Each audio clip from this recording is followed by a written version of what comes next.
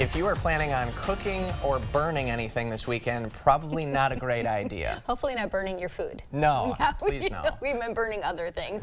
News 8 Now's Tyler Jobe explains why it's not a good idea. It's cold, it sure is windy up here on the ridge tops, and as you can see behind me, the land appears to be very dry, raising concerns about burning. I live on the ridge. It is very windy up there right now.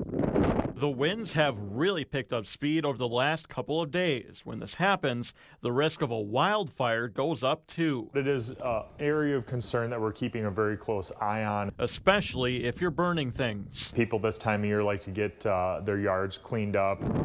The Wisconsin DNR is urging people to avoid burning through the weekend because of high winds. According to its website, as of Friday, Vernon and Crawford counties are under a high fire danger. Most others are under a moderate risk. Just in the last week alone, the DNR says there have been nearly 60 wildfires. Conditions can change quickly at this time of year. Meteorologist Jeff Mikowski of the National Weather Service says grasses are dormant or dead. The vegetation just tends to be dry at this time of year. Mikowski says the higher up you are, the gustier the winds, but a wildfire can happen at any time, especially when winds are strong and the air is dry. Until we get into that green up late in the month or into May, the conditions overall would be favorable in terms of fire weather conditions.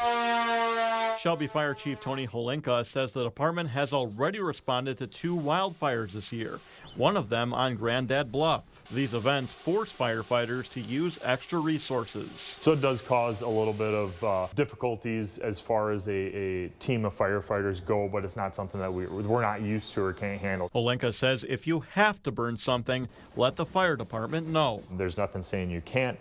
Just make sure that you have water supply. Holinka says there aren't any burn bans right now, but he does encourage you to not burn anything at this time.